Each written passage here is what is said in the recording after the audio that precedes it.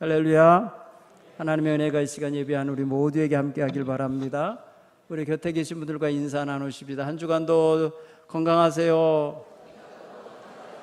한 주간도 평안하세요. 한 주간도 행복하세요. 예, 우리 모두 행복한 한 주간을 살아가시는 성도님 되기 바랍니다.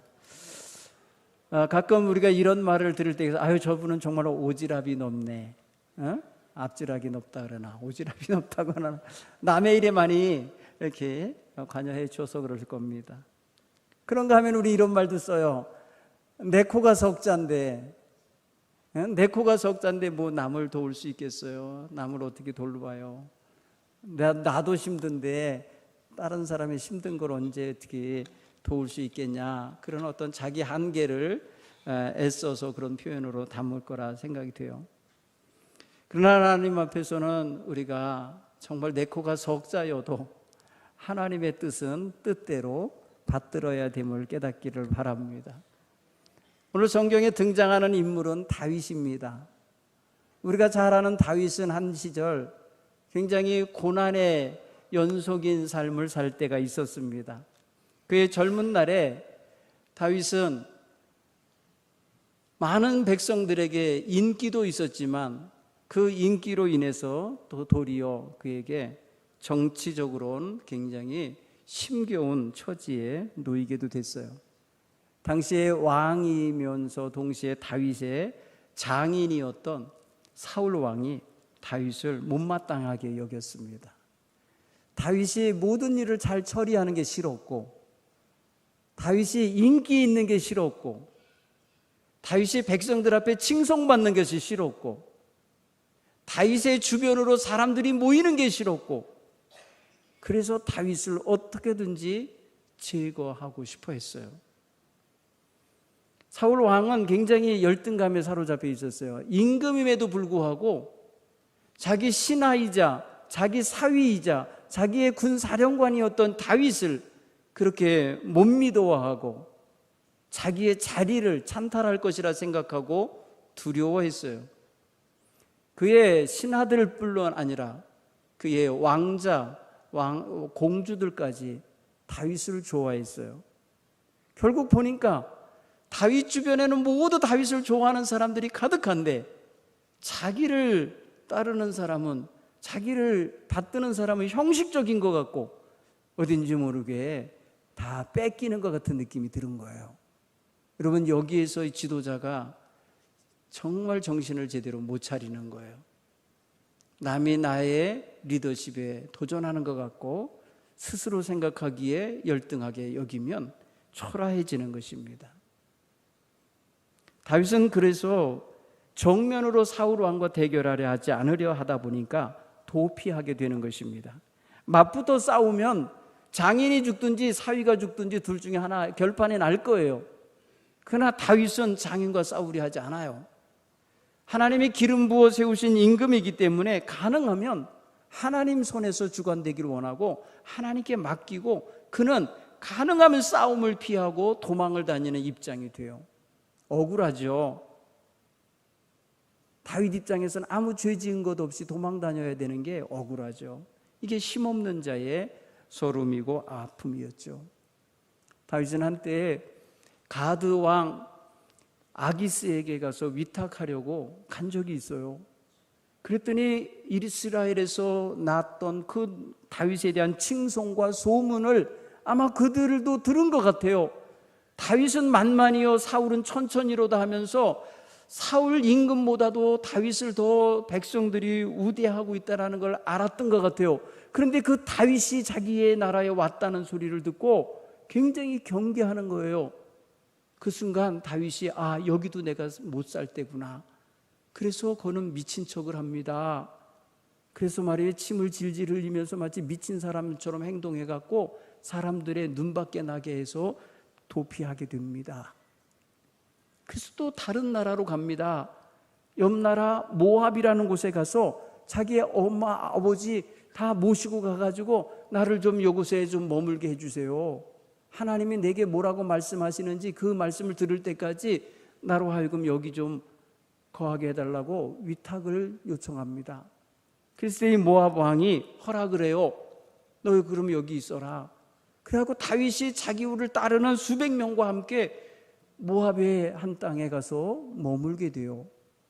그때에 하나님께서는 선지자 갓이라는 선지자를 보내요. 갓. 그래서 선지자로 하여금 말하게 합니다. 다윗아, 너 왜 여기 있느냐? 네 고향 땅, 네 조국, 네가 있어야 할 땅으로 가라는 거예요. 너 유다로 돌아가라. 유다 지파 사람이거든요. 다윗이 유다로 돌아가라 해갖고 다윗을 모압 땅 이방 땅에 머물지 못하게 하고 고국으로 돌아가게 했어요. 자, 고국에 돌아온 거는요 굉장히 위기입니다. 사울 임금이 3,000명의 군대를 거느리고 돌아다니면서 다윗의 흔적을 찾는 거예요. 다윗에 대한 정보를 캐고 있는 거예요. 다윗을 만나기만 하면 죽이려고 하고 있는 거예요. 이런 상황에 있기 때문에 다윗은 사람들이 거주하는 성읍에 들어갈 수 없어서 들판에 있었어요. 하렛 들판, 하렛 숲속에 숨어서 은거하고 있었어요. 여러분, 그 무렵에 사울 왕은 다윗을 도와주었던 노베 제사장 에이멜렉의 집안 식구들을 80명이나 죽였어요. 다윗을 위하여 기도해 주었다는 이유, 다윗을 위해 먹을 것을 주었다는 이유, 다윗에게 골리앗의 칼을 넘겨주었다는 이유로 제사장 가문을 멸살을 시켜버렸어요. 그런 상황이 벌어져 있으니 유대 땅에 누가 다윗을 도우려 하겠습니까? 아무도 두려워서 다윗을 나서서 도울 수 있는 형편이 아니에요. 그런 면에서 보면 다윗은요 굉장히 고립무원한 상태의 노인과 같은 거예요. 이럴 때에 어떤 사람들이 다윗에게 소식을 전해왔어요. 보소서, 블레셋 사람이 그 일날을 쳐서 그 타작마당을 탈취하더이다 라는 소식이에요. 생각해 보십시오. 다윗은 지금 자기가 숨어서 지내야만 할 형편이에요. 자기 목숨을 부지하기 위해서, 그리고 자기가 건사하고 있는 수백 명의 가족을 위해서 자기는 숨어 지내야 될 형편인데, 그일라가 지금 전쟁에 휩싸여서 그만 블레셋 군대에 의하여 모든 걸 다 뺏긴 상태가 된 거예요. 성로 점령당하고 타작마당 뺏김을 당했다는 거예요. 자, 숨어 지내는 사람에게 위기가 있는 한 고을 이야기가 전해졌으니 이게 진짜 답답할 거예요. 아니, 내 코가 석자인데 내가 어떻게 하라고. 내가 지금 나 하나 먹고 살기도 바쁘고 내 생명 하나 부지하기도 어려운데 그일라 땅 백성들을 위해서 날보러 어떻게 하라고 이런 소식을 전하나, 이렇게 느껴질 상황인 거예요. 그런데 다윗은 이 이야기를 듣고는요 무시하거나 외면하지 못합니다. 왜 그런지 그의 마음이 자꾸 그일라 사람들에게 끌리는 거예요. 가고 있는 거예요. 그래서 하나님께 물어서 기도했습니다. 여호와께 묻자와 이르되 내가 가서 이 블레셋 사람들을 치리이까? 여호와께서 다윗에게 이르시되 가서 블레셋 사람들을 치고 그일라를 구원하라.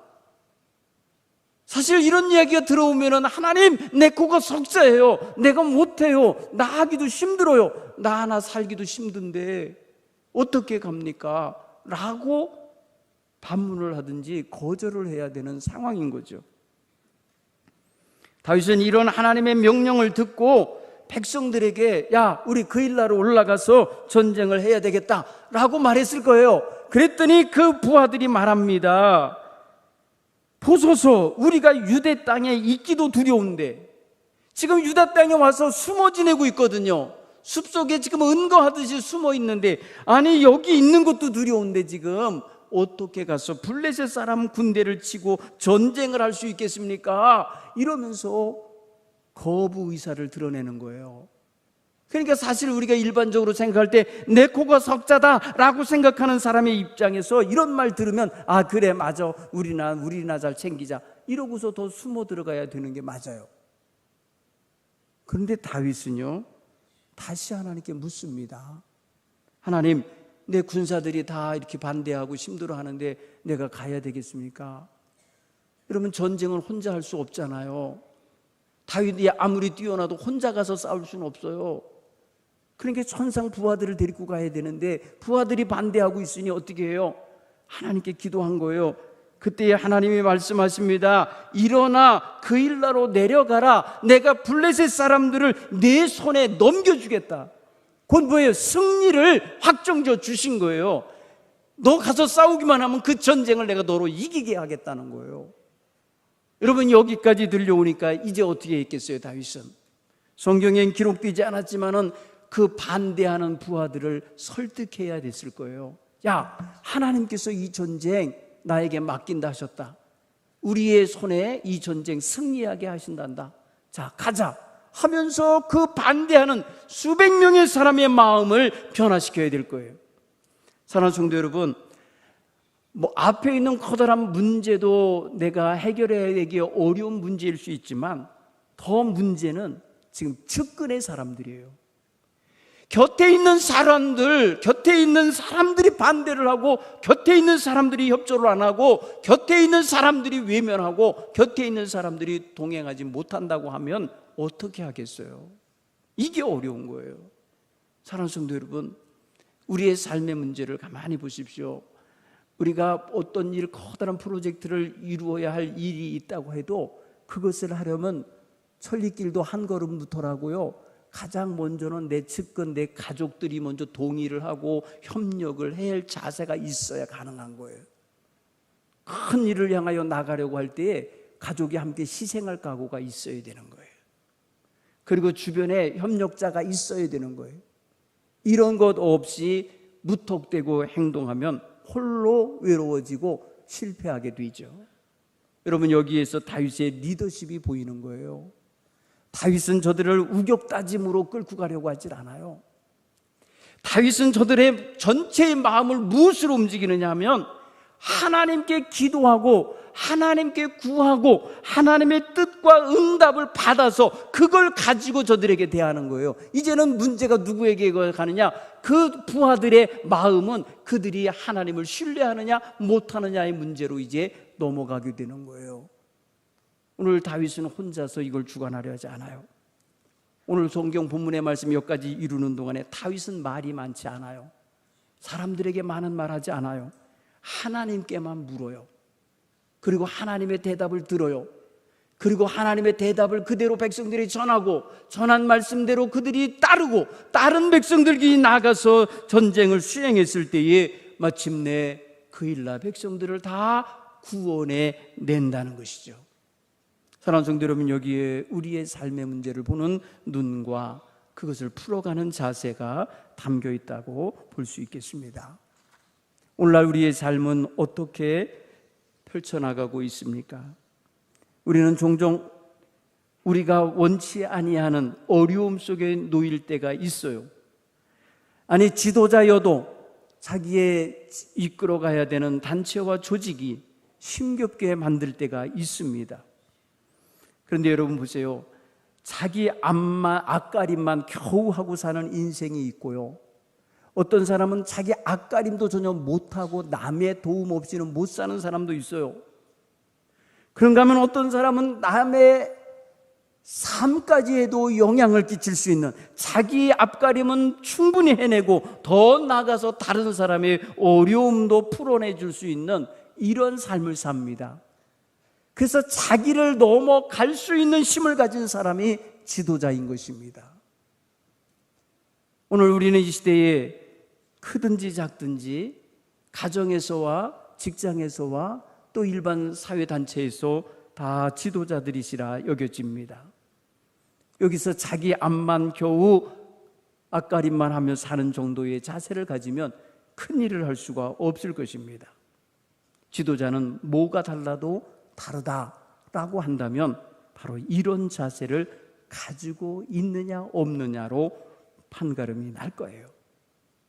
지도자라면 좀 더 넓게 보고 크게 보고 깊이 볼 줄 아는 해안이 있어야 합니다. 다른 사람들의 어려운 처지와 입장도 감안할 줄 아는 폭넓은 이해심이 있어야 합니다. 그리고 공동의 유익을 위한 일을 외면해서는 아니 되는 것입니다. 물론 지도자라도 혼자 초능력을 가진 게 아닌 이상은 현실에 부딪히고 힘겨움이 느껴질 수 있습니다. 그럼에도 불구하고 다른 사람의 어려운 형편까지 거들어주고 지도해주고 이끌어낼 수 있다면 참으로 놀라운 리더십을 발휘하는 것이라 믿습니다. 오늘 다윗 같은 경우는 지금 사실 호롤단신 도망 다니는 게 제일 편한 거예요.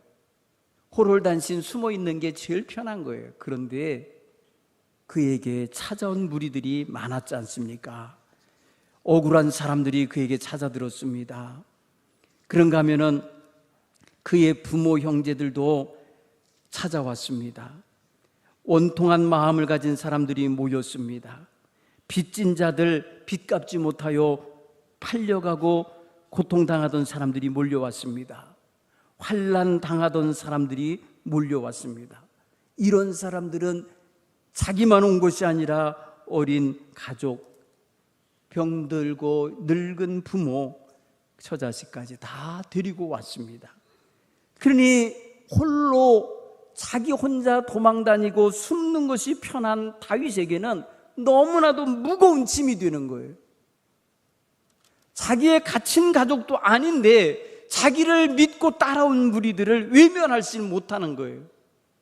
그러니 그들의 안위도 걱정해야 되는 게 현실이에요. 힘겹죠.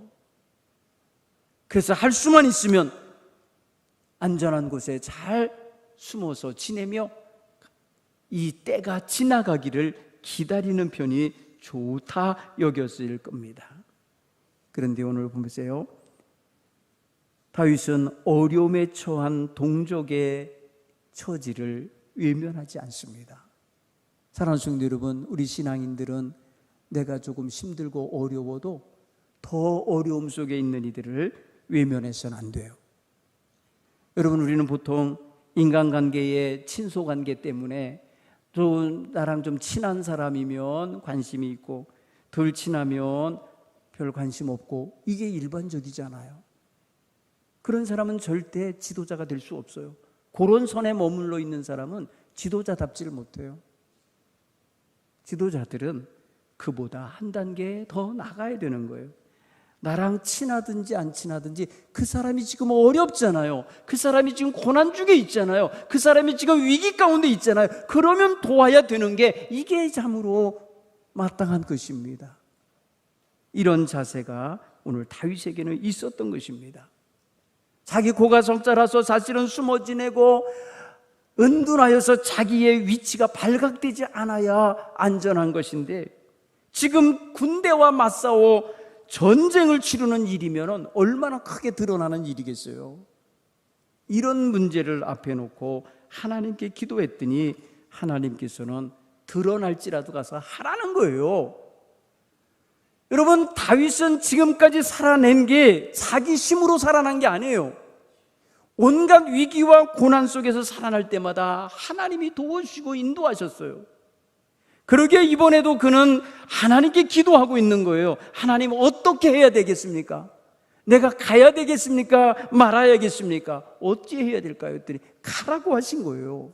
자, 그러면 자기 마음의 내면에 갈등이 생기지 않겠어요? 숨고 싶고 은둔하고 싶고 자기를 더 감추고 싶은 그 심정과 하나님의 명령인 가서 싸우라고 하시는 명령 사이에 내부적 갈등이 있을 수 있어요. 다윗은 이거 다 극복합니다. 하나님의 명령을 따르기로 마음을 먹었기에 그는 그 갈등에 휩싸이지 않는 거예요. 두려움에 사로잡히지 않는 거예요. 오늘 저와 여러분의 심령 속에 하나님의 음성을 듣고 하나님의 뜻이 무엇인지 깨달아지고 분별되면 삶의 방향은 명확하게 됩니다. 어떻게 해야 되는지가 분명해지는 거예요. 어디로 가야 되는지가 분명해지는 거예요. 사랑하는 성도 여러분, 방황하고 갈등하는 상황이 벌어질수록 하나님 앞에 다 내려놓고 기도하시기 바랍니다. 그리고 하나님의 뜻을 따를 준비가 된 마음 자세를 갖고 구하시기를 바랍니다. 그래서 하나님의 뜻이 주어졌을 때에는 자신의 생각과 모든 것 다 내려놓고 따를 수 있는 자세가 있기를 간절히 축원합니다. 또한 다윗은 하나님의 인도하심을 구하고 그 손길이 함께하기를 구하는 자세를 가지고 살았던 인생입니다. 이것을 우리는 다른 말로 말하면 신앙심이라고 할 수 있어요. 슐라르마라고 하는 그 신학자는 이 신앙심을 뭐로 표현하냐면 신앙용어로 절대의존 감정이라고 그래요. 절대의존 감정. 하나님을 의존하는데요, 절대적으로 의존하는 마음을 말하는 거예요. 여러분은 우리가 대충 다른 것과 곁다리로 하나님을 섬기고 있으면 안 돼요. 우리가 하나님을 믿는 믿음의 마음은요, 다른 것을 믿고 난 다음에 모자라는 거 채우는 마음이 아니라 다른 거 다 없어도 오직 하나님만 믿는 믿음의 자세가, 이게 절대시 의존 감정이에요. 우리가 돈도 믿고 백도 믿고 관계도 믿고 이런 거 자꾸 믿는 거, 이거가 강할수록 믿음이 약해요. 하나님에 대한 절대 신뢰가 없어요. 하나님을 절대 신뢰하는 사람은 그런 어떠한 것도 다 사라질지라도 흔들리지 않음을 깨닫기를 간절히 축원합니다. 갈등이 올 때에 다윗은 어찌하나 보세요, 반복된 기도를 합니다. 어리석은 것 같아도요, 반복되게 기도하지 않습니까? 하나님의 뜻이 확실한지 아닌지를 묻는 거 아닙니까? 하나님께서는 가라고 명령을 하셨다가 두 번째는요, 승리를 확정지어 주십니다. 두 번째 기도에서는요, 가라는 명령과 함께 승리까지 약속해 주고 계시다는 사실이에요. 여러분, 하나님께 기도할 때마다 여러분들에게 더욱더 강한 확신이 들어서는 역사가 있기를 간절히 축원합니다. 하나님의 뜻을 받들면 절대적 신뢰와 의존이 있기 때문에 하나님께 나아가 구할 때마다 하나님이 응답하심을 믿습니다. 그렇기 때문에 기도할 수 있는 거예요. 세 번째로 우리는 다윗은 하나님의 명령에 절대 순종한다는 거예요. 자, 절대 믿음에서 나온 주님의 확실한 대답에 따라서 절대적인 순종의 자세를 가진 거예요. 여러분, 이게 필요한 거예요. 우리가 하나님을 믿는다고 하면서도 순종의 단계에 가서 머물러 버릴 때가 많아요. 거기에서 주저할 때가, 순종해야 되는데 할까 말까 이러고 있으면 안 돼요.